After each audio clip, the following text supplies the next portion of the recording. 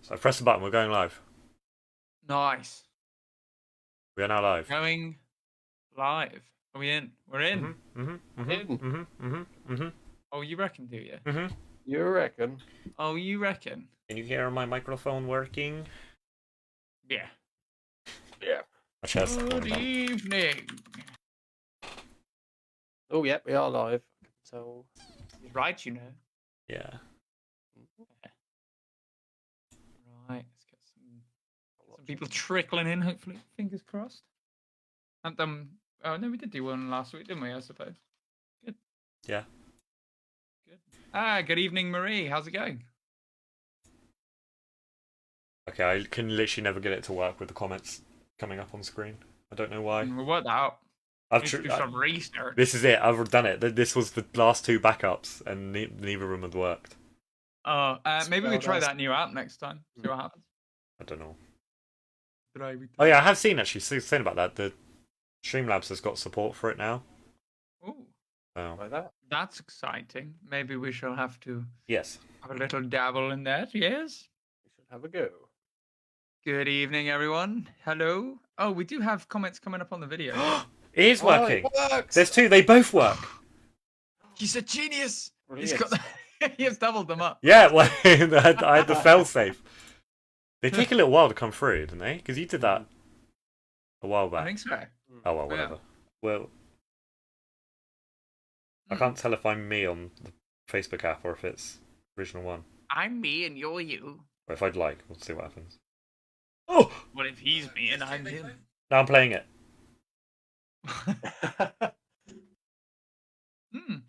Oh, it's me. Well, I think we should get cracking anyway. Yeah, go on. So, I'm sharing. good stuff. Good evening, everyone. Hope everyone's doing well. We've got an awesome guest on this evening, or two awesome guests, in fact, from the band For Fox's Sake. If pronounced correctly, we shouldn't get banned for that. But yeah, so this is a band. This is a band that we've played with previously. A band that we're also playing with this coming Saturday in London. So if you're there up in North London, we're playing Foxfest. That's at the Cart and Horses this coming Saturday.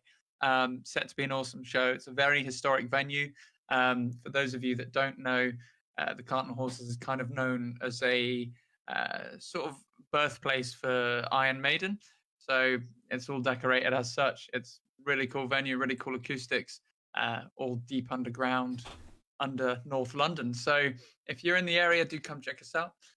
If you're not up in North London, our upcoming shows, we're currently looking to reschedule a show in Southampton for the 29th of October. And we also have Hastings on the 30th of October. Back in Bournemouth coming up in November. Ilfracombe. And we've got some more shows that we'll be announcing. Ilfracombe. Ilfracombe, we do have the Legends of Rock Festival on November 5th, Bonfire Night. So to all those in Devon, North Devon, do come say hi.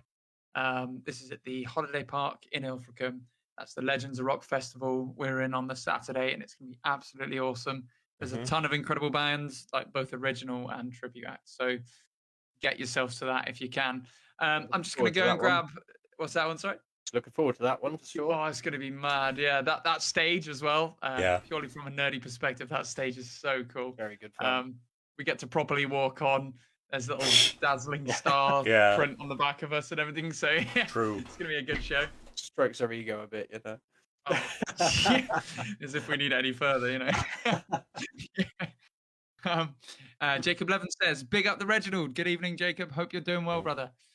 Big shout out to Who's Amy, who hopefully we'll be rescheduling with for the 29th of October. So keep an eye on the pages for that one. I'm just going to nip into our green room and grab For Fox's Sake. So back in a moment, gents.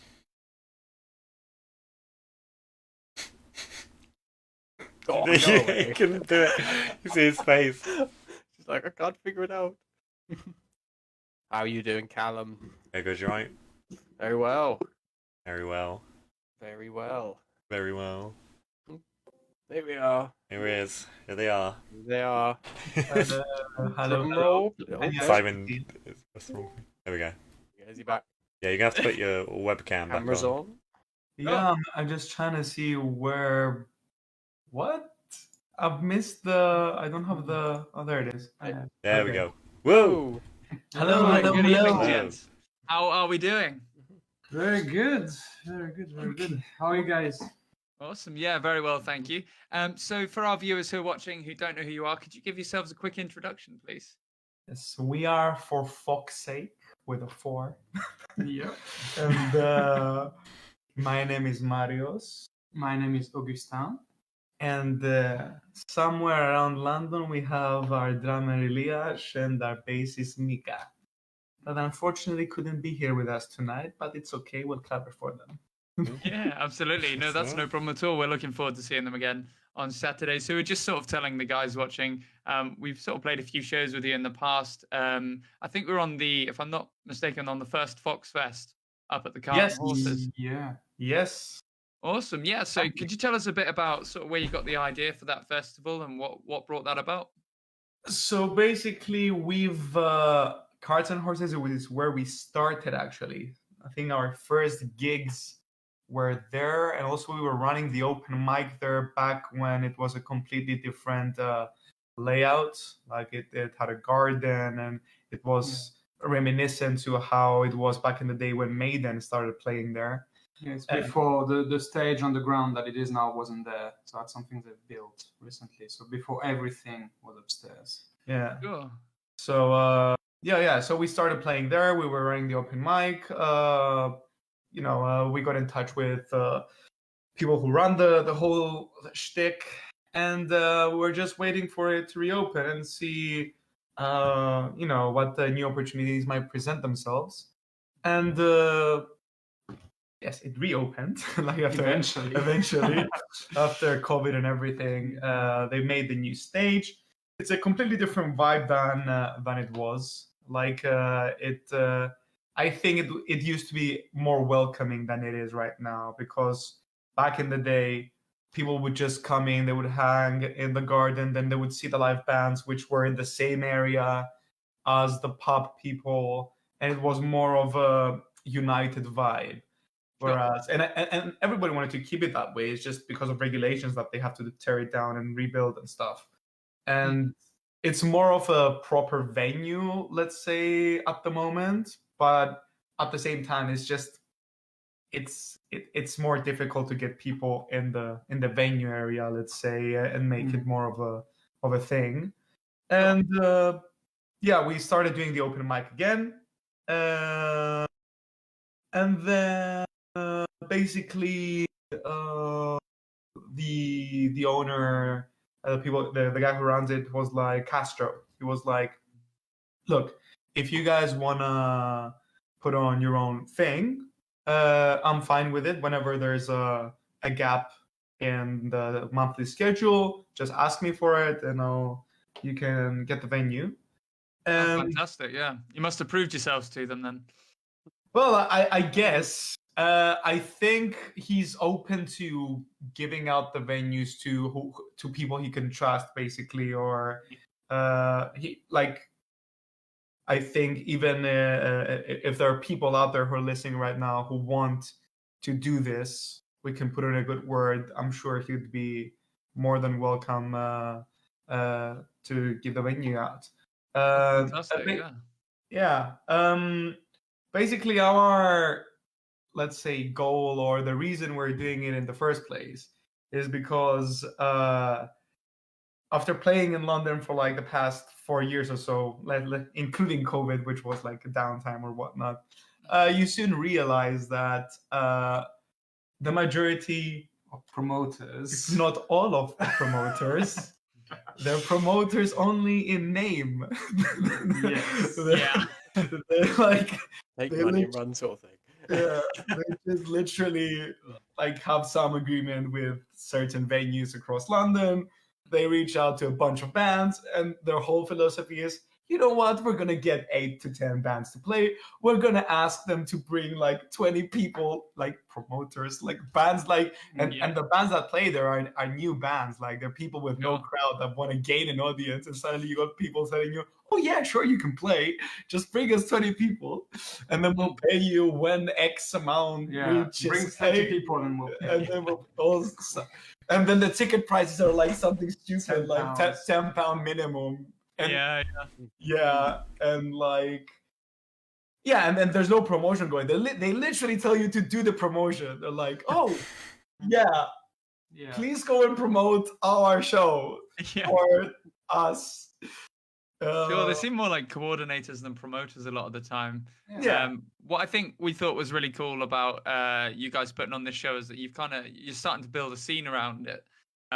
It seems that the aim was always to sort of create a bit of a regular spot where you were getting bands on that haven't necessarily been heard of around the country, but give them a chance to play up in London, and hopefully you'll get to play with them in the future. That's exactly the plan. Like from our side, we just want to make a hassle-free experience for new bands. That's why we provide the majority of the backline, apart from the PA, is our gear, so that new bands that don't necessarily own expensive stuff or everybody's free to bring their own stuff, but at the same time we just want to make it easy for everyone to come and perform, give them a chance to play. We even go out and so we, first of all, we have the entry. We used to have it, we had it free the first time. The first time we did it, we had it free, but we literally first of all, we spent money on flyers, which no promoter does. Like we literally spend like a minimum of like 30 quid, and we go to like we check whenever there's a concert in London, which is quite often. So we try to sort of plan it to print enough flyers so we can go at the end of the concerts and just hand out flyers to people. We just did one. We just did one last night. It was Corey Taylor in London. So we just waited outside and gave it to people. We tried to go out the back and see if Corey was coming out. Always worth a go, He's on Saturday now. I don't know where they go half the time. They must have like some secret exit we're not aware of. So basically what we're doing now is we're also offering every band like at least 100 pictures. We have like a professional camera that we bought for the band that so one of us uses the camera to take pictures of all the band. Another one of us does the door. Another one of us does the sound engineer, and then the one guy's just switching with whoever's tired. And for sure. For that, I think it's fair to put a £5 entry, which enables us not only to promote the event, whether that's with flyers or Facebook ads, but also, I'm not gonna lie, most of the times, because we don't ask anything from the bands. We're not like, you need to bring 10 people or 5. You can bring no one if you want. You can just go on stage and perform. But at the same time, we can't offer you anything else other than the stage, the sound, the pictures, which we give out to everyone for free, obviously, and the ease to play. But if there's some money, this will enable us to bring bands that are outside of London. Because I think the fair thing is, if you're from London and you're only going to pay a tube right there, I mean, that's nothing. You would have went for coffee or whatever, or But if you're bringing someone that's outside London, I think it's for that at least you're able to give something to help with expenses. Absolutely. So we're trying to be fair. Like we have it as low as, I think it's a £5. Like everyone can afford a £5, I think, to get in. Yeah. It's like a beer, isn't it? Really? Exactly. You can have a beer or a whole evening of live music. Yeah, we were even trying to get a beer included with that, but that was a no-go. I don't know if margins will allow that. I don't think a lot of people realize how much work actually goes into the organization of shows. We've got a friend actually who I think's watching at the minute, who's working on a show down in Bournemouth for the first time, completely new to it. But there's a lot of people who are seemingly interested in it, but when they start doing it, they realize how much is going on actually. So £5 for a ticket and how many bands you put on. Normally it's 4 or 5 bands, isn't it? And So 4 or 5, we're trying different formulas as well, like see Yeah. what's the most efficient, because it's a Saturday, it's in London, but it's not central London, so Yeah. we're trying to make it like find the best formula for that. The problem is that especially like again the promoter gigs, which we had one lately. We're not gonna name the promoter, but Yeah. like they give you like 30-minute sets, which is okay somewhat, but they want to shove so many bands in because they know that at least if nobody brings anyone, we're just gonna get our money's worth from them buying beers. So that's Yeah, fine. But like half hour whatever, but they're everything's always in a rush. The turnover is always just horrendous. Speed. Like, get our stuff. 5 minutes to completely pack down. And and everyone just ends up not having a great experience, whether that's their set getting cut, like our set got cut, for example. We played 18 minutes Instead of 18 minutes. Have you ever seen that the famous video now, kind of infamous, of Billy Joe Armstrong? Yeah. Yeah. 1 minute. Fucking 1 minute. I Not actually- some Justin Bieber motherfucker there. I almost pulled it off against the Yeah, sound engineer. See, at this He point, came up on breaking stage. your guitar's like a gay mender, isn't it? It's like for them, it's He fine. If can't we do afford it, to break his guitar. We can't do that. Yeah. like, So that's all your tools gone. yeah, so I know, especially new bands, it's kind of hard for a lot of people to play 45 minutes. But for the most part, we like to give an hour per band, including turnovers Perfect, and whatever. And we're flexible with that. And from what we've seen, like the initial idea was to make it a day thing. It starts from 2 and blah, blah, blah, blah. But I don't think it works because the people get there at like around like 7. 7:30. Yeah. So First in ideally, time, sort of. and the problem with the area is that if we get the first band on at 8, like we always play last the majority of the time, so that we always get the shittiest slot. Because we want the bands that we invited to have a good time. It's not about us; it's about the band. We're just playing as well because we love playing. So we always try and play last whenever like it accommodates. But what we found is that whenever we play at close to 11, it's scattered and People start leaving, and you're like, and because of the trains as well, because of the area, lots of people are rushing to just get out. So like ideally, I think if it's 7, 8, 9, 10. So if it's 4 bands, if it's 4 bands, let's say you start 7:30, and you can do 5 bands, but someone's gonna get a bit. Yeah, tends to be the way. We found sort of 3 or 4 bands tends to be quite optimal. Especially for the shows down here. I mean, we don't necessarily have the train issue so much. There's a lot more of a sort of taxi or barrel biking culture down here. We find ourselves into the Boris bikes they have in London. That's sort of more recently been introduced into our quiet little towns in Dorset, and they're very good after a night out because the roads aren't busy. They're empty. Cycling down the beach and all that. It's a bit of a laugh, actually. Good. Mishaps.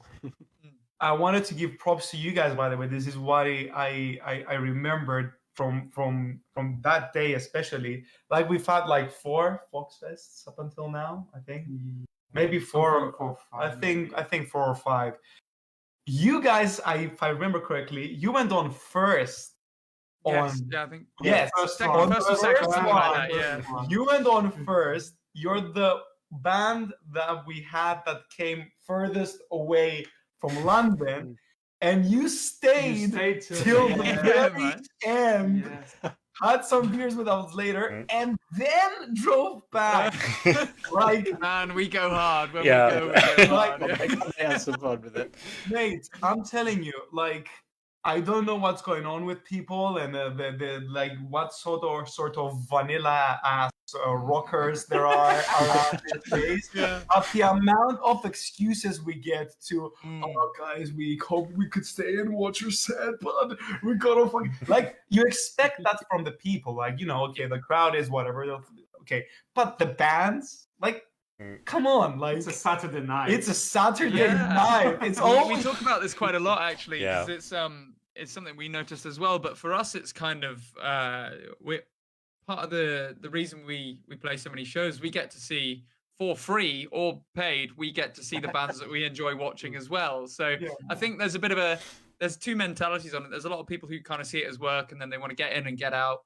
But then I think there's a lot more with a similar mentality to us now that are coming up, especially, I mean, around the local scene we've got now, where bands are like, actually, I'm getting to see bands that are still proving themselves, that are still working their way up the ladder for free. Why would I not be here the whole night? That's wild to me. I don't know. I think it's about sort of helping each other out as well. Sort of, you know, Exactly. if you can stand in the crowd and help fill the crowd out for all the bands that are there, the energy's better because it feels like the crowd's bigger, and it's all these little things, and then you can stay around, help pack down, and chat to them at the end. It's just Yeah, about man. creating a scene for everybody rather than just your own band, you know. Yeah, no, definitely. Damn And, right. and also, the thing you mentioned that is some people see it as work, but this is part of the work. Yeah. Like you need to stay till the end to say that you've worked, you did the work. Yeah. Damn right. Yeah. Lunch. You know what I mean? Yeah, Otherwise- absolutely. So, as we sort of moved on to more the performance side of things, let's talk a bit more about For Fox's Sake. So, how did you guys sort of originally come about, and how long have you been going? Okay. Do you want the short story or the long story? Like, which one's best? Well, like I'll say the long story shorter.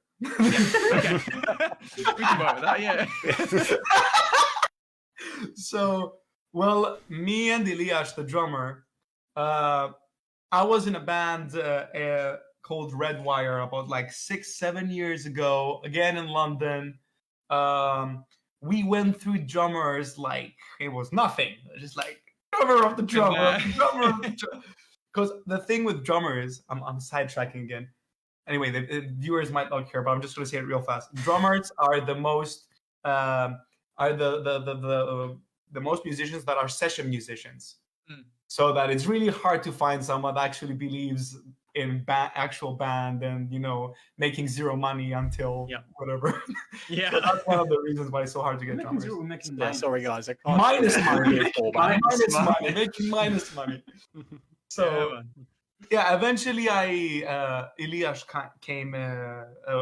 became part of the band for different reasons or whatnot. I had enough at that point, and like a few months after Elias joined, I decided to part ways with the band, and I actually went to a corporate job. And after I lost my mind with the corporate job, I'm like, no, this is not over. We're gonna get back on it. So I contacted Elias. And I'm like, yo, how are you doing? Are you still with them? What you doing? Like, no. I've been out of music for a while as well. He had been focusing on his carpentry. I'm like, let's make a band again. And like, yeah, sure, okay, let's do it. Okay. So I told Elias, okay, you go find me some musicians. To be fair, if he's a drummer, they'll be looking for him. So Yeah, exactly. There you go, all the way around. And we found the best deal. Yeah. Get one and get one free. Basically, me and Mika, we had met in London like a year before we made For Fox's Sake, and we played in a band together for a short period of time. But we were trying on the side to make like our own projects.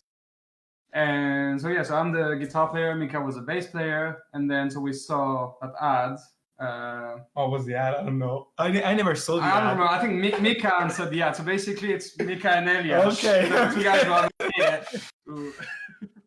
We sort of made the first connection. So then, we went for drinks in Camden with just Elias because that Oh, guy yeah. couldn't be bothered.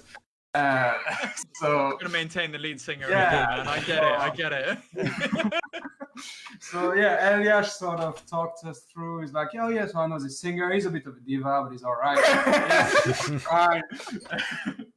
So yeah, I was in a band with that guy. So yeah, we should try and meet up, do a practice. Like, okay, we're gonna meet up for practice. What are we gonna play? I was like, okay, I know.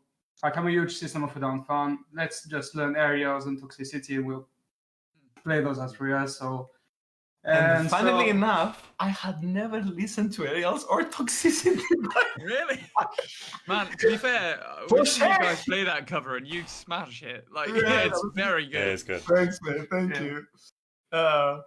Yeah, so I So we had the first practice. Yeah. He was late. and I was actually, because I heard them and I'm like, wait, this stuff is hard. Can they actually play that? And I'm like, and we went to rehearsal. I'm like, they can play. Well, don't Then get I heard him sing, and I was like, "Oh shit, yes, okay." Nice. He's got the pipes. the pipes. Yeah, So man. so yeah, like we started off as a System of a Down practice band, not cover practice band, and then I broke the news to them that I'm a Green Day fan. Nice. They hid it at first. I remember you said, "Oh yeah, what band do you like?" "Oh, Led Zeppelin." Like, you did. I don't. I think did- you s- I- yeah, I always- you kept it. Because you either love Green Day or you hate Green Day. Yeah. That's kind of the sentiment. Whoa, yeah. So I was like, I'm gonna leave it for later. We're just gonna, yeah. And then Hook them in first, yeah. what? Hook them in first. Yeah, exactly. But yeah, I think that was we've only recently kind of been able to accept each other's influences. Like at the beginning, because I had two songs that were almost completed that were very Green Day-ish, 2000s, kind of like that. I was like, here are the songs. What do you think? I don't know. Keep them for yourself, you know. Like, so, and you can even hear it like in our first EP. It's called Make Believe. That one is a lot more heavier. Not necessarily heavier. Well, there's but- heavy and there's not. It's more eclectic. Like in the like each song has kind of its own style. Whereas the second EP is more. yeah. Sort of found your sound a bit more. on the Well, second one, yeah. because in the second EP they agreed to use the two two songs. Ah. So minor tweaks, but there's still pop punk, whatever you want to call it, that kind of vibe. But like, we've at least accepted that we're everything. Like, Yes. and that's also maybe our kind of problem in marketing ourselves, because people like to put you in genres.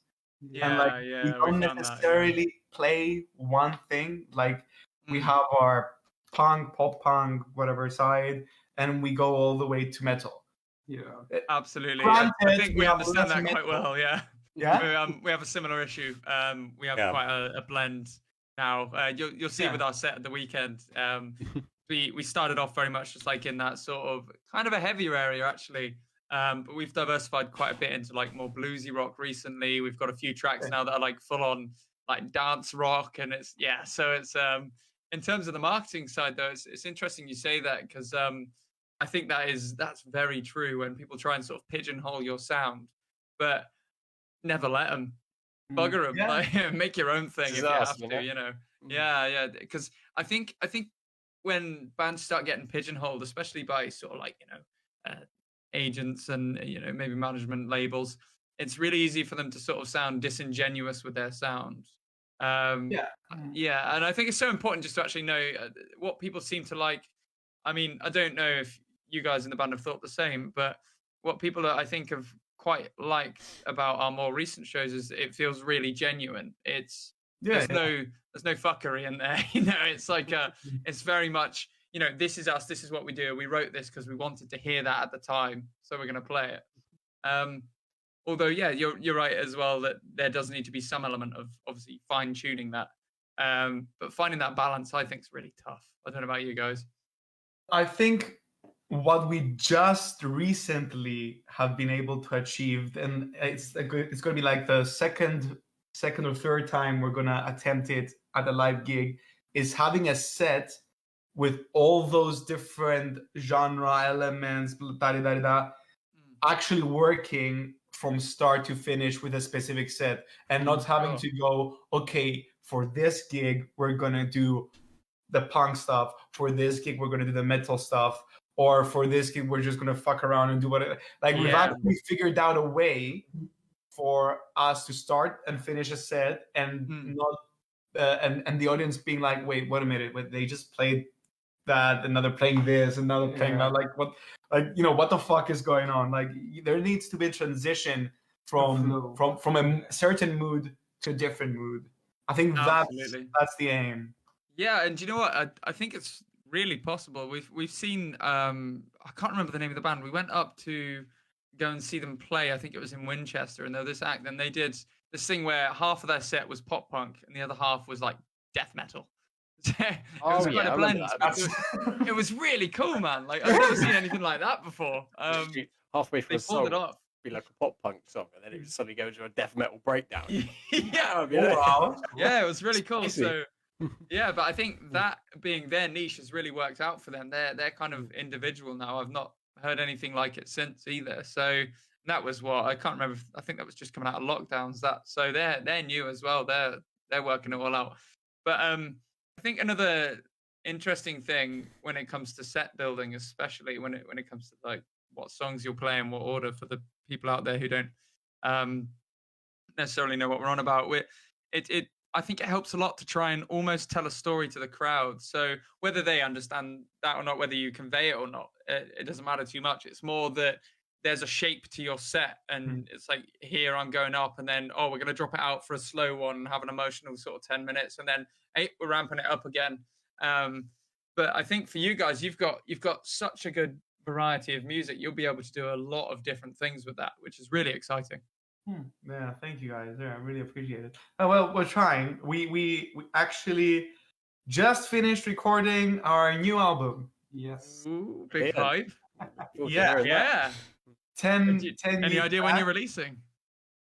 Well, so sometime. I want to say April. I keep saying April. We do not know, because we don't want to commit a grand fuckery like we did last time. Basically, we recorded 8 songs, like 2 EPs last time, and we had no idea what to do with them. We're just like, okay, put them on Spotify. So it was my decision. Ultimately, just like, put them out, send them to a few labels, stuff, and easily done. You know, just get them out there. Do you know what? Like, get one date planned where you know you're going to release your first music video and the first single off that album, and then send all the others to to labels and booking agents and promoters in the background, all on your EPK. If you get a chance to do that, like, and then, you know, try a 3-month release plan or something like that. We're definitely going to take it slow, because we do not have any more money to go back into the studio. That's the one. This is it. Like, we've recorded another 10 songs. Yeah. And there's a line from one of the songs I'm going to use right now. It's make or break, per se. Absolutely. Well, fingers crossed for you guys, man, and ask every band always. Like, we're always at every show, we're asking about what people's release patterns are. We always sort of try and get a feel for like the bands that are doing well, when they feel like it's been successful for them. Just ask everyone.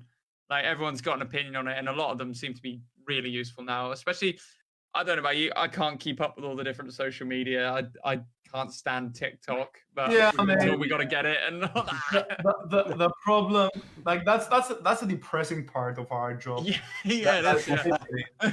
Like, cause nobody wants to become a musician to be a social media influencer. Yeah, right.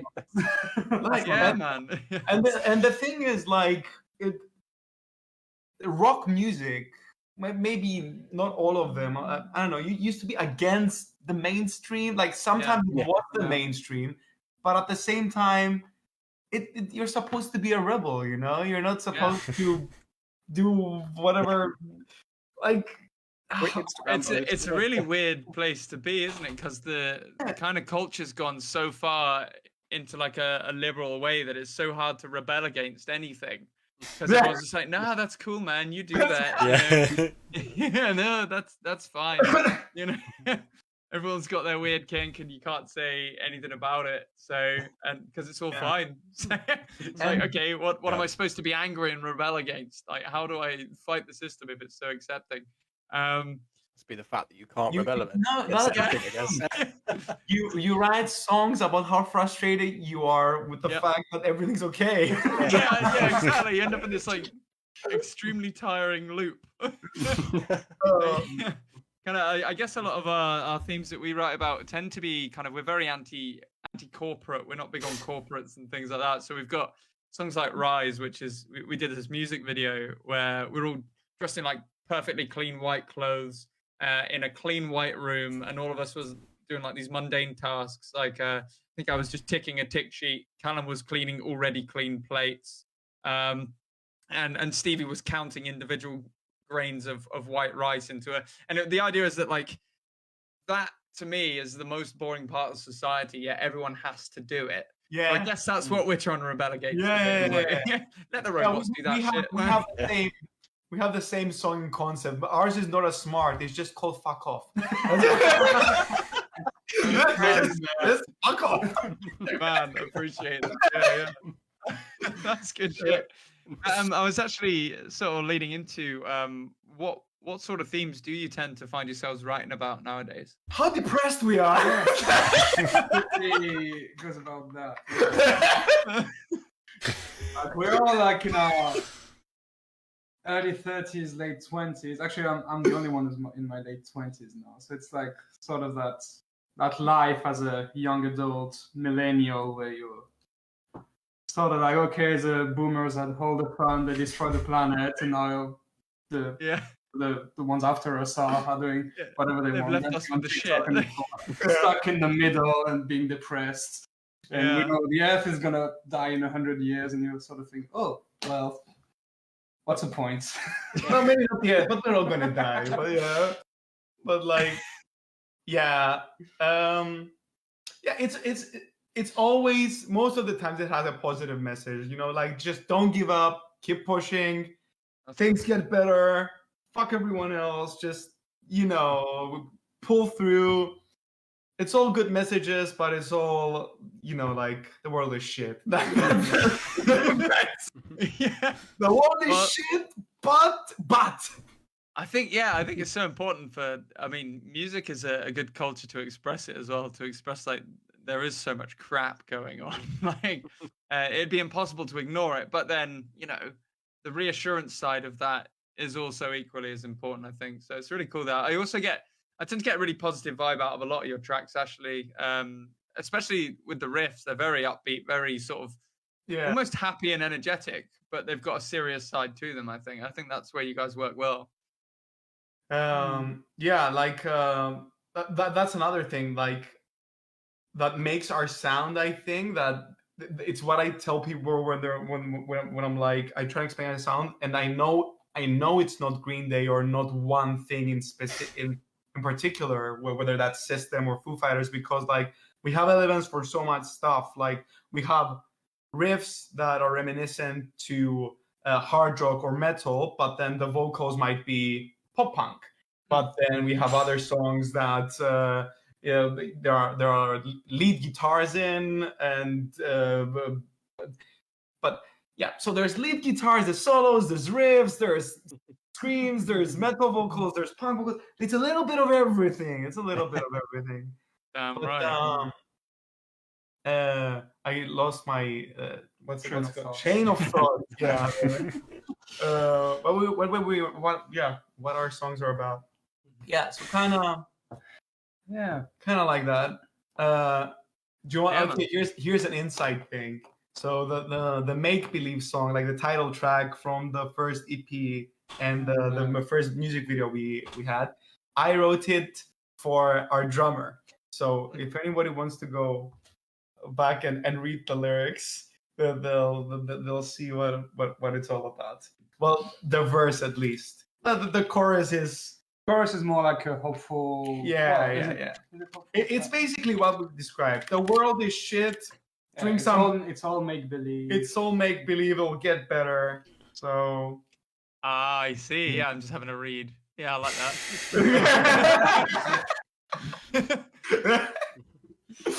Oh, brilliant. Yeah. Very cynical. Yeah. Fantastic. Oh, that's awesome. I think there's a question we've all been wondering, actually. And that is why the name For Fox's Sake? So 4 of us. And so the first name we had for ourselves was For Foreign.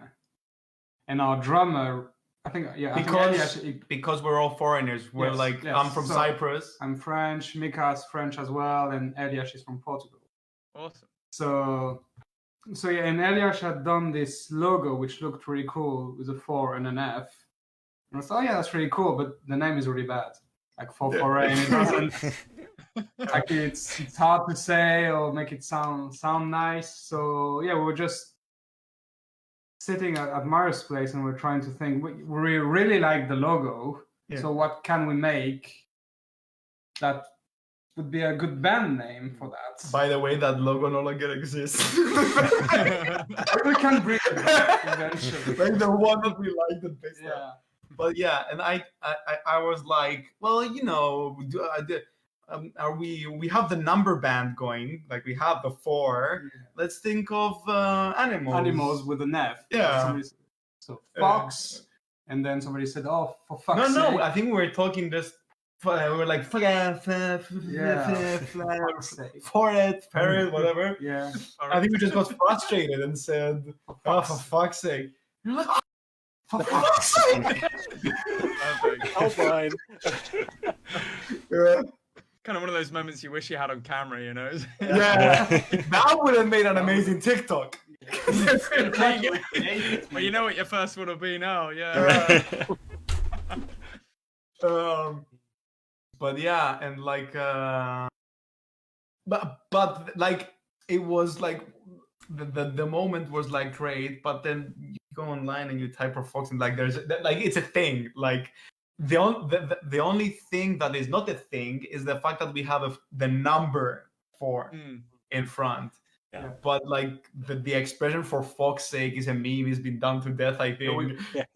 We actually had a girl come to one of our gigs, not knowing us, and she had a "for Fox's sake" T-shirt. Yeah, but like you know, FOR. Yeah, it's spelled FOR for FOR. Brilliant. I see you've kind of leaned into that quite a bit. So I saw, is it like I've seen the fox head in a few videos. Now, how did you get that made? That's a pretty cool prop, that.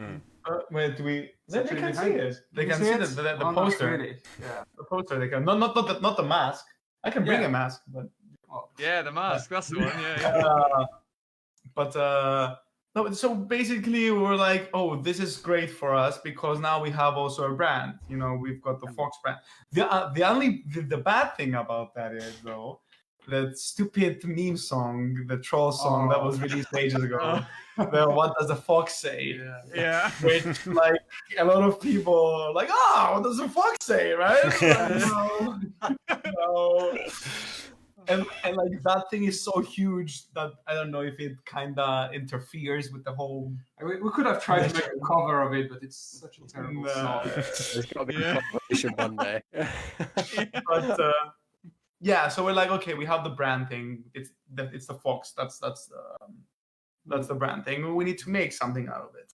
And basically, it's I don't know if it's twofold or threefold. In the poster back there's a guy in a suit wearing a fox mask, holding onto a fox toy. So again, very exclusive information. So the guy is, from our point of view, your average young adult, late 20s, maybe 30s, who basically is barely hanging on to his youth and dreams, which is the fox toy, and is wearing a mask of his former self, basically. Nice. Yeah. That's kind of the idea. Did you have a? That's what it is, No, right? Anything I could say, that's great. Okay. Yeah. That was a lot more thought behind it than I thought. So, Okay. that's really cool, man. It might be the first time he's hearing this. Yeah. Didn't I tell you the PR packet? What? But yeah, so like we tried to go all in with that theme, and like our 2 music videos that we released are actually, they can be seen as a story. Like if you play them, if you play Help Me Escape after Make Believe, it kinda is a whole story. We're not gonna say what the plot is. Everyone can interpret it their own way, but it Watch kind of that works. and work it out, guys. Go watch Yeah. it and work it out. But But it wasn't even planned. I know it wasn't planned to be a sequel. It just kind It of wasn't. It just happened when we were filming it. yeah. It was getting late, and we had to rush things, and we got the wrong fox mask or something. Yeah. And so it sort of happened that the character from the first video appeared in the second video, which wasn't planned at all. It just happened. We had the same jacket and the same mask. Yeah. And so we thought, like, on the spot, we thought, oh, actually, that could be a cool thing if he actually shows up. Yeah. And so that's Yeah. That's cool, man. Yeah, another bit of continuity between music videos. I mean, we sort of fairly early on started planning how we could link them all together, and the next EP, which we're hoping to record in January, we've got a few music videos planned for that will further tie into the concepts we dived in on the first EP. So we've got a few music videos. There's this animated one that was made by Doriana Ray, and that's for our song Bedlam. And if you haven't seen that, it's really cool. It's 3D animated. It's Tim Burton basically. It's that kind of animation. Okay. It took literally a whole year to make. So primarily kind of like 3 to 6 months of animating, and then literally 9 months of just rendering the video. It was wild. I didn't realize how long that stuff took. Motion almost, no? Yeah, exactly that. It's so what we did is we skipped every third frame, so it looks kind of jittery and weird. Sort of went for that stop motion effect, but in a 3D space. But that music video ties into a few others that we've worked on. So you then see a kind of a live action version of that character in Sold. It's kind of like twisted, kind of like I don't know if you've watched Stranger Things, but you get that kind of upside down space. They do that. Yeah. It's almost like that, but we never really thought of it in that light. It's just that kind of conceptual area rather than like a physical place. But we're diving into that a bit more, and we've got a few characters that tie into the concept for our upcoming music video. I can't say too much yet, but we're looking at some pretty decent actors for that, I think. Hopefully they'll really be able to portray how that all ties into the previous videos, because we sort of ended up going back and making it all tie together a little bit. So even the Rise music video ties together with some of the other like newer tracks now as well. Do you want me to break your wings now? Yeah. Am I allowed to? Is that the expression? Cut your wings? Break your wings? Yeah. So yes. Allegedly, what you're doing is amazing, and like the whole concept of it. But according to the interwebs, research and stuff, is that what you're trying to do and aspire to do, which is the grand thing, and like and what we try to do with like having a story and like thinking of all this intricacies of it. People don't give a shit, apparently. No, I know. Like literally, it's as if it alienates the audience because they don't feel the band as much, and they don't get to interact with you as normal human beings. And it works for established acts. Again, this is the interwebs speaking. So like let's say you're a Aerosmith or whatever, or you're even a smaller band, but that is established, putting out a music video that, like, is impressive and it has whatever, is fine because you're already famous and the label is going to market you and it's going to look amazing and blah blah blah blah blah blah. But apparently, if you're a tiny band like ourselves, and people don't connect with it. It's like, it's this band that nobody knows really, and they have this video. I'm like, it has some credibility, let's say. Yeah, I think it has some credibility. I don't know. I'm just sharing. No, I've what I heard the read same and your thing. opinions on I what have I heard just did, that. basically. Yeah, I, however, do completely disagree mean, with I'm that. with- I think, Yeah. as I say, I've heard that, and I've heard that put out quite a bit, and this is often by sort of the pop industry side of things, especially the commercial industry. But to me, I think what people really want to see at this stage, especially, is quite a bit of authenticity. So if that's the ideas you've got, I suggest just do it. I think, because I think people have really good bullshit detectors. So if they look at what you're doing and they can tell that you're trying to do it to be popular, they'll know straight away. I don't know how they know. I don't know how people work it out, but I think they have a pretty good sense of that. So what I think is really important is, hey, we made this piece of art. We really like it. And we're more likely to share it if we believe in it as well. Yeah. So I think that I agree with you on the commercial, the commercial side especially. But I think fuck him. We can make our own commercial eventually. If it's something that just pops. You say off that, one day. yeah. It's like one of the most memorable. You know what it is at the same time. Like it's the fact that you're gonna spend so much money and effort to make that video, and if you could use the same amount of money and effort, or less effort, let's say, to make some and use the money for marketing, and do something that it doesn't have to necessarily be fake, but be again be more stripped down, just show the band, and flashy stuff, and it works better.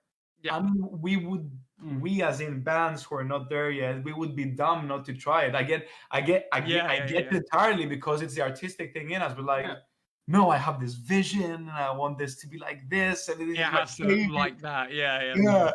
And but yeah, like then you put it all out on YouTube and just you're hoping that the algorithm picks you up. Like it's freaking. No, I definitely agree. When we look at spending that kind of level of time, effort, money on a video, then you at least have to match that in promotion when it comes to marketing, I think. So it is about, like, we have a tendency, we'll make less music videos, but we'll try and make them higher quality, more so lately. So we've done about 3 music videos in, I would say, the last 2 years. But those music videos have been something I can sort of go away and say, yeah, they're proud of that, actually. And there's always something that makes it kind of interesting or hooky, we aim for. So we have done just the performance video, and we did it on a very low budget, actually. I think it only cost us about £100, maybe just over that, to our music video for Smoke It Away. And that track it's an upbeat rock song. It needs just to be a raw performance. The band are on stage and we're being a bit, dramatic. But then other tracks, I think, because the lyrics are quite conceptual, there's a few things to play with. And for example, Bedlam.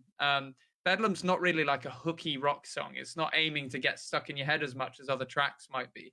That song's more of a concept song that kind of tells the story of like what's going on inside essentially a schizophrenic's brain that we've made up. Okay. So it's a weird concept. So what we wanted is something that fitted that sound and looked how you imagine that sound to be. So we went for this kind of like, again, the stop motion being a big choice in that, because we want it to feel just slightly wrong, slightly weirder than the things you normally see. And the hope is obviously that, that's the kind of thing, because it's kind of different, people might remember it a bit more. Because I think we're quite visual with our work anyway. When me and Stevie talk about songwriting, he's not here tonight, unfortunately.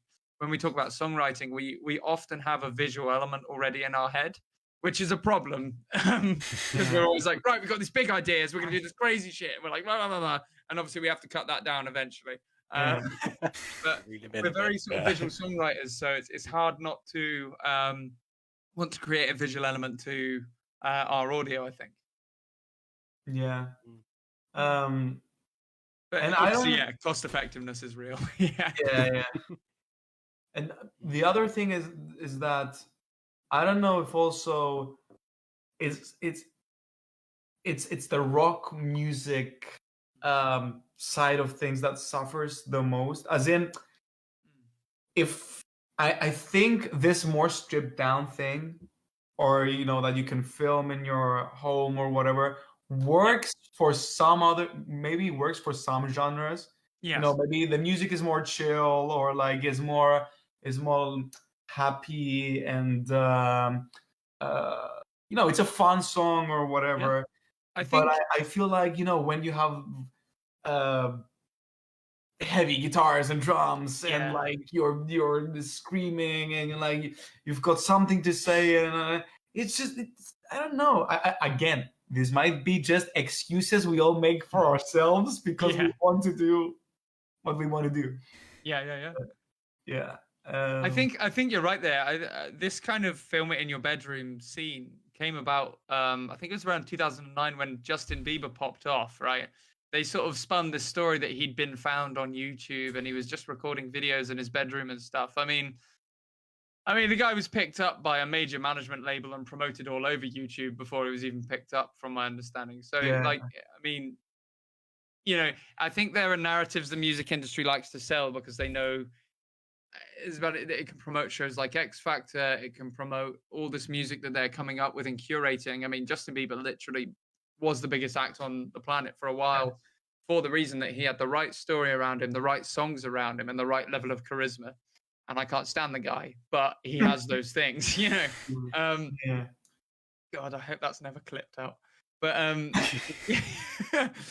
but like this is part of it. I think is this idea that actually this is all just cost saving for the label. I think putting this kind of information out there often a lot of times is the label saying we don't want to spend so much money on music videos. We're looking for the cheapest way to do it with the highest, the highest profit off of that, or the highest usage off of that. Whereas we obviously need that as well. From a business perspective, that's incredibly important. But from the side of being an artist, I would also say I want to create something that feels like an art that's come from us and it's genuine. And because honestly, everyone's jobs is going to be probably replaced by AI or robots in the time we're alive. But I don't think an AI is ever going to be good at being you, or a combination of the four guys that are in your band. So whatever comes out of your band has to be dead authentic, and it has to be from you guys, I think. So, and chasing trends is a real issue for a lot of the industry, I think. I don't think that of you guys at all, by the way. You guys are fantastic. You write your own shit and it shows, and it's good shit. But I think a lot of bands, and this goes for any bands out there watching at the moment, just write what you want to write and chisel at it afterwards. Get a song finished before you go back and try and commercialize it in any way, because you'll at least have that foundation of something originally from you. And I don't think anything can beat that, really. The thing is, if only the bigger heads thought this way. Well, out to them. Exactly. And you know what? That's the problem now, is that from my understanding, again, the 60s, 70s kind of era, the guys who were running the music industry, they didn't have a clue what they were doing. These fat old white dudes with cigars in their mouth. They didn't give a shit what was going on. Like, they were giving contracts to everyone because they were like, yeah, it sounds like a good investment. Why not? They were just drunk. They didn't give a shit. Absolutely. But now we've got, the people running the music industry now seem to be these little nerds on iPads, right? Who are like, okay, exactly 2/3 of the way through the song, we need the middle eight to come in, and we need the sing-along section here, and it needs to drop out here because the algorithm has told me this is going to be the most optimal for sales. Yeah, they know what's going to work. They know what's going to work and what's not going to work.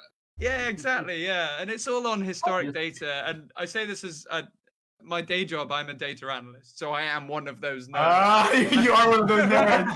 But Nerd. not for music. I'm trying to do the dead opposite for music. I want to do the complete opposite of what I do in my daytime. But yeah, so I think I do think there's a bit of a hunger now, especially after these lockdowns and everything, for people to go and see original music, new music that isn't just provided to them on a plate and fully cooked. I would say it's better than last year. Yeah.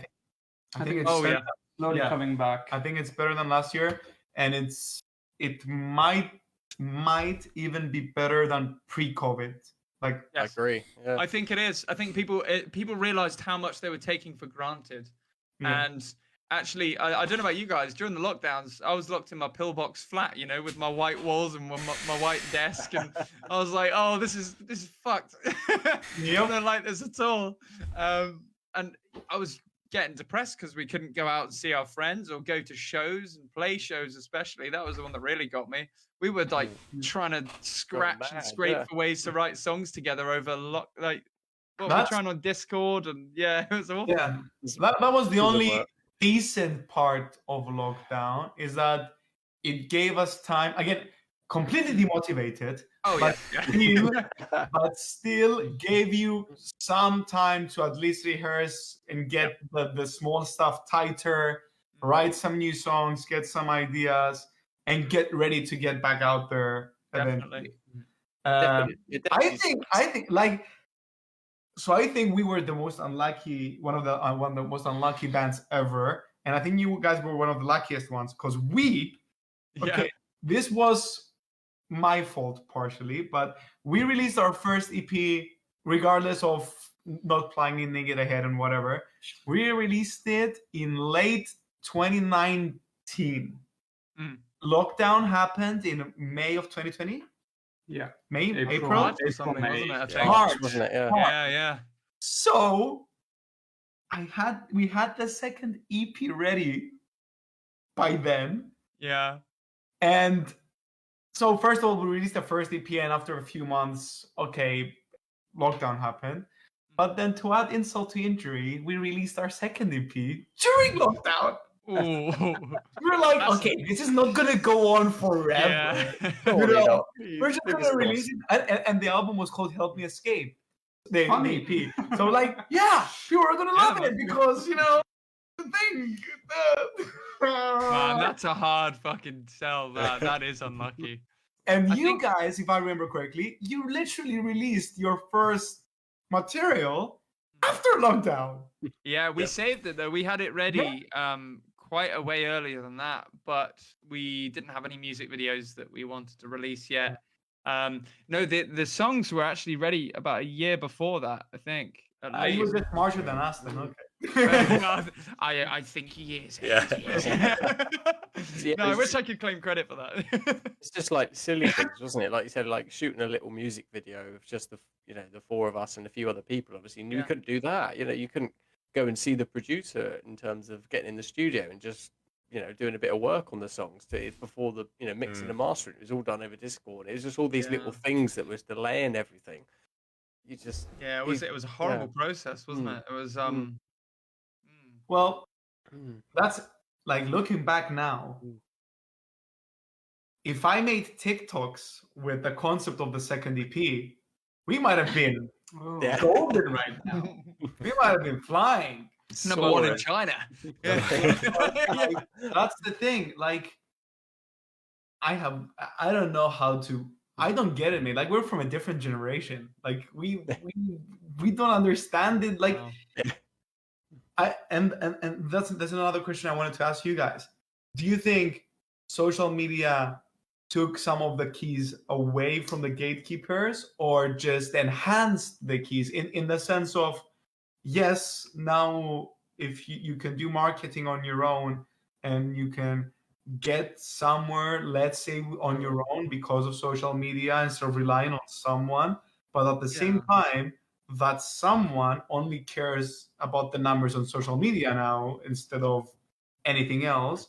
Yeah. And at the same time, there are so many variables regarding, what music the algorithm or what video or music the algorithm will push, and if it's, I think it's even less about the music now, and like it's always been about the whole package, okay? Yeah. But I think now music is literally, like, the importance of it is literally, there's nothing. Yeah, I Uh, mean, that's the I've got question. pretty constructed thoughts on this one. What do you guys want to go first, Callum, Aaron? My thoughts with social media is it's a sort of a bit of a win-lose in a way, because it's given lots of bands and lots of individual people a foot in the door. You know, everyone can suddenly have a platform to market on. But the issue is it's just the oversaturation nowadays.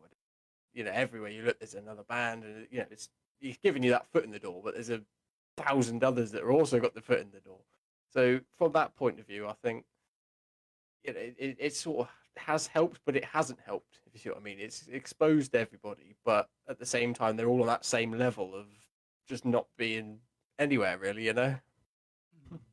Yeah, Callum, what about you, man? You're pretty savvy on this kind of stuff, I think, aren't you? So Well, you say I'm savage. I literally never post ever on social media, That's like true, anything. yeah. I never do anything. he's a with watcher. It. He's the guy. Who Yeah. It is good in the sense They might because He ain't no yiffer.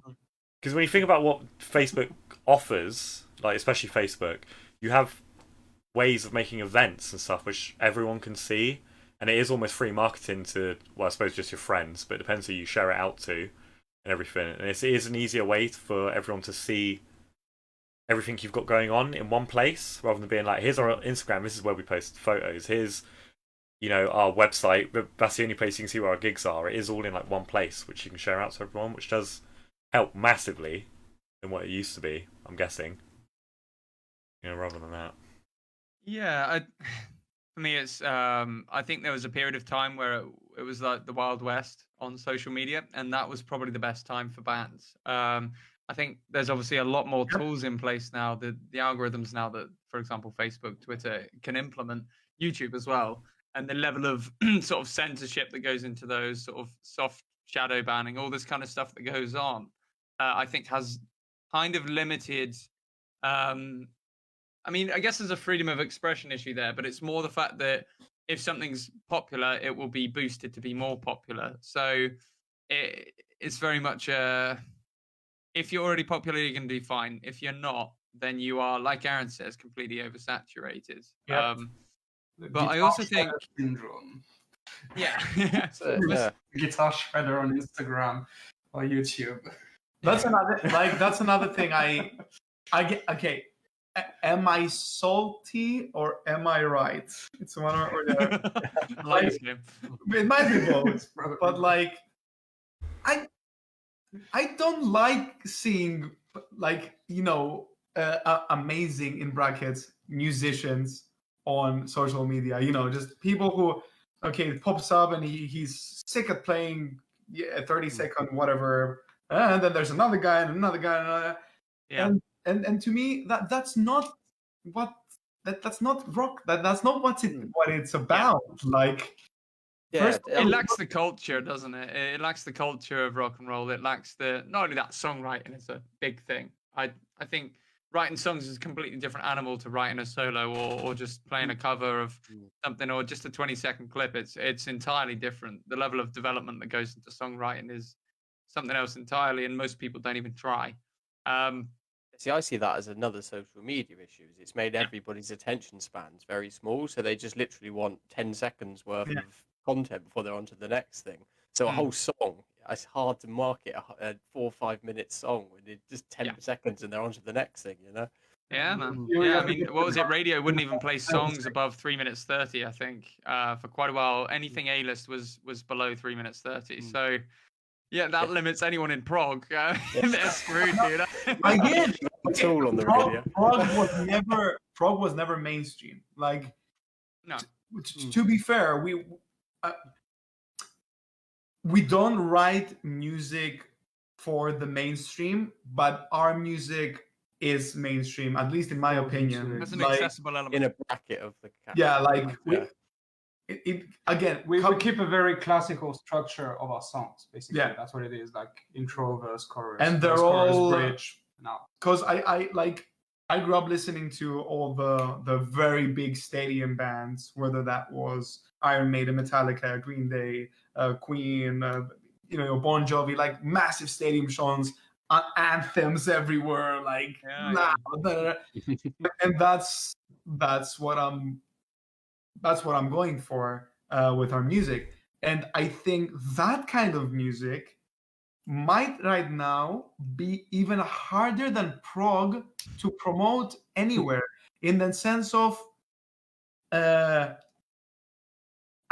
of all, you need the gear, as in how am I going to record a snip or whatever, of here's my anthemic rock song that I want to play in like arenas done It's a wall of sound, bedroom. Or you need people to come see shows, because that's the only way. Like I can't give you my energy or transfer my energy, that kind of energy, through a little stupid ass 10-second scroller, exactly.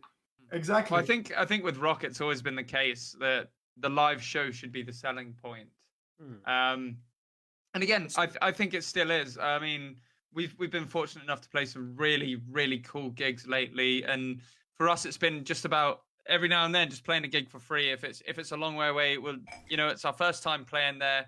Why should they pay us? Why should they? Well, we haven't proved ourselves yet. So we've done a few shows like that, and we've made some losses financially, but then we've gained in the interim, because we've actually got some really good fans out of that who have then invited us back to play in these small towns and villages across the southwest. And we found a really cost-effective way to do that. We were camping in a field for a few of these shows.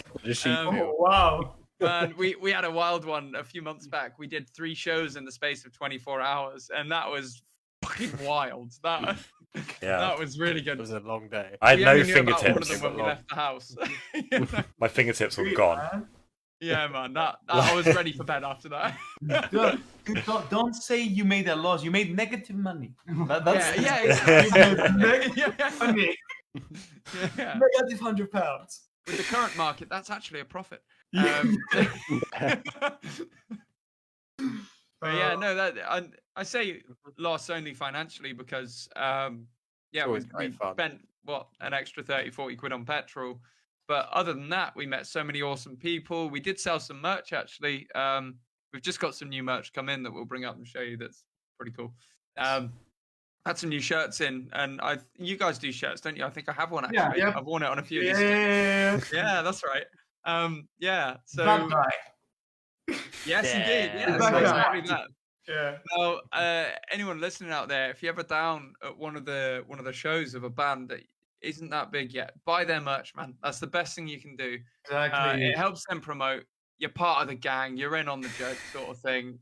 And look, that's where, because we don't make money on shows anymore, really. Like venues very rarely pay a band to turn up. They pay you an exposure. Play for exposure, man. It's great. Don't you know that apparently this is somewhere I heard about it. I think it's even worse in the US. Apparently sometimes they get commission on your merch. That's common in the UK too. That's common in the UK too. So what you get is a bar deal, a merch deal, or a booking deal most of the time. A lot of major venues will take a percentage of your merch, Well, if that happens, I'll be the guy selling the merch outside the venue. Outside, right? Yeah, man. I think that's one of the really cool things as well, is that a lot of fans quite like to actually meet the bands at the merch table. I quite like on the bigger shows to be actually one of the first or second bands on. You get to go and hang out at the merch booth afterwards and actually meet people. I think that is the key thing at definitely at our level, is just speaking to more and more people and just, what's their experience with this concert? Make sure that they remember it. Make sure that, they had a good time. If not, why not? Can we make it good now? That's not an offer.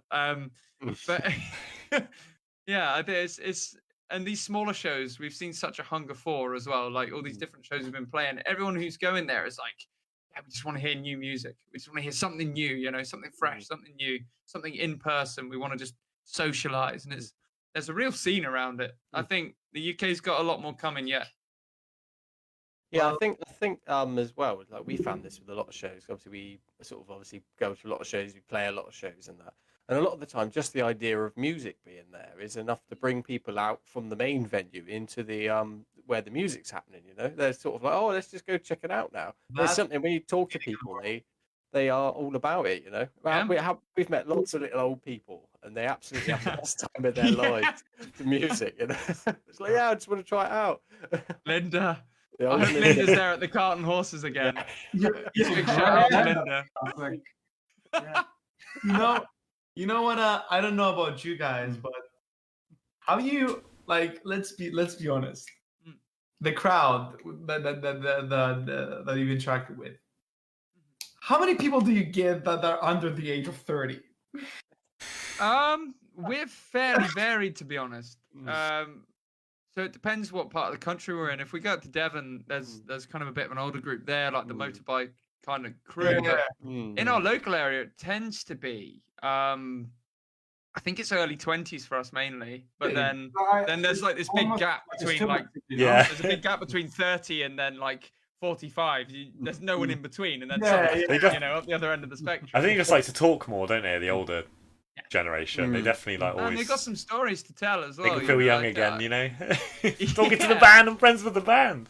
Yeah, that's right. And you know what? Though, we've had some great stories from like people telling us like the shows they've gone to in the past, and we're like, okay, getting a bit of envy. Yeah. But this is awesome to hear, and it is again, it's all conversations that build the culture. You know what I realized, right? Like I just made this connection. I must have thought about it before, but I just made this connection. Think about like teenagers, okay? Even people in their very, very, very early 20s, but definitely teenagers. They grew up with what's it called? What's the platform? Twitch and live YouTube and content in their faces, and like that's scary. Like a live music, like what's live music? You know, like what? Yeah. Gonna go watch someone play live, like pay money. You know, like back in the day, we were like because bands were like this mysterious beings. It was like, this band. You only listen to their songs, and that's all you knew about them. Like, oh my god, yeah, I need to go see them live because you know it's live. Yeah, And it's real. I think the overexposure of the private lives of celebrities is a real issue in that sense. That's exactly, the mystique kind of vanishes. That's another reason why I don't like I'm both an introvert and an extrovert. Like right now I'm an extrovert with you guys. We're having a blast and everything, and when we go live, it was gonna be amazing. But I feel like it's kind of like an invasion of privacy. I don't know, like putting stuff on for everyone to, and then like it's by choice though. It is by choice, but I'm like, and you're like, people do want to.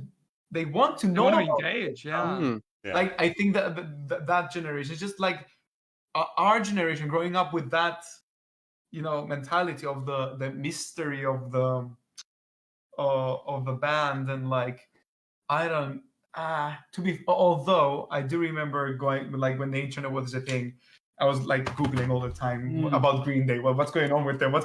You know, there's it's real. So I think maybe I'm being a bit unfair here, but I think the transition, like the fact that we did get to experience the mystery, and then the internet was introduced to us, and we took the whole process step by step into what the fuck is going on right now. I think that what makes us appreciate kind of like everything and the, you know, what we have and what we had. But like, for the new people, I agree. I think what was it? YouTube came out in what, about 2006 or 7 or something like that, was it? Was that the iPhone? I can't remember. But before smartphones, I think we had more fun. I sound like my dad right now. See how it happens. I'm saying that you keep your mouth shut again. I think people maybe even a bit a tad older than us, or like people our age. I think that's what I said, that we've experienced the, you know, like the whole growth of. We've had the transition, We experienced that transition. I think that's what we're still saying. kind of. Yeah.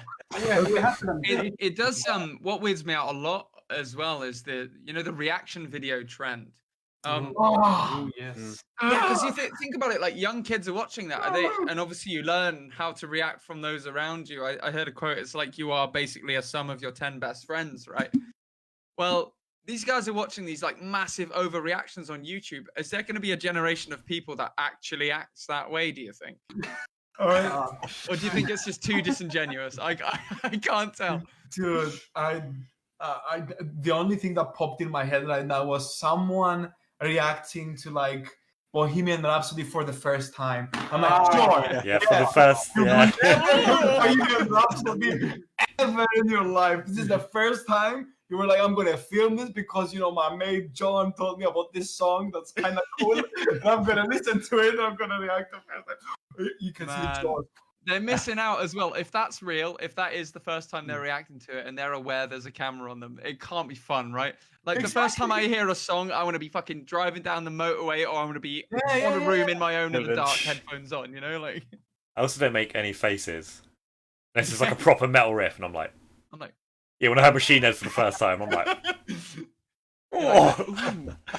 Has it got Jesus. Yeah. You made me remember reaction videos. I've unearthed something now. Apologies. Yeah, I don't think I made a face first time I heard Bohemian Rhapsody. Did you not? My face was. Yeah, you like that? You're like. Yeah, and I made my eyes larger and stuff, and made it look like I was crying. Crying, yeah. Remember to thumbnail contrast increase. Okay. Yeah, red arrow, big red arrow in a circle. My thumbnail needs to look like a Zack Snyder movie. Go on. Man, that's fantastic. You know what, boys? We better wrap it up. It's been nearly an hour and a half. Yeah. Wow. Thank you so much, chaps, for coming on. Really appreciate it. And Dude, sorry we didn't get to a few more questions. It was too much good conversation, honestly. Yeah, I think so. I'm really looking forward to the weekend. It's going to be a good one. All right, It's going to be a great show. We will see you guys up in London this Saturday. Thank you so much for Fox's sake coming on this evening with us. And of course, for inviting us up to Fox Fest. I believe, is it Fox Fest 4 we're on? Well, 5. Yeah. Fox Fest. Fox Fest unknown number. We'll get. Either way, if you're in North London, the favour with Regional Fest. Yeah, we'll have to do a regional fest. One fest. Yeah. One fest. Reggie Fest? Okay. Sounds like like a ska festival if it's Reggie Fest. I don't know. Anyway, thank you so much for coming on. Where's it best for people to check you out? Where do you want to send people if they're going to have a listen to your music, have a look at your socials? I think music, Spotify, social, Instagram. I think that's what. And the YouTube, if you want to check the YouTube videos and all that jazz. Subscribe, like, share. We've got a song that's trolling the like share community. What's it called? The like share. Yeah, at some point in the song it just goes like share.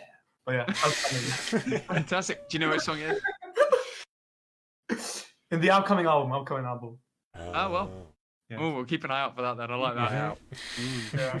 I like the sort of jolly cynicism in your tracks. I like that a lot. Yep, exactly. It's fantastic. Well, thank you again, chaps, for coming on. I'll drop you guys into the green room. We'll come and have a quick chat with you afterwards.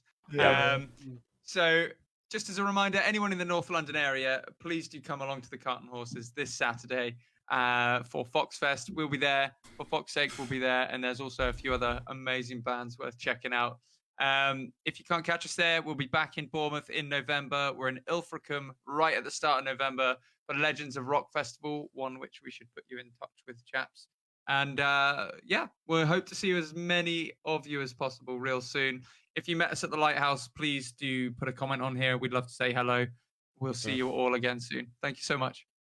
Obviously, Big wave as well. If you're in London in the future, and not particularly this weekend, but in the future, and there's a Fox Fest going on, hit it up. It's a brilliant night. Be there. Yeah, there we go.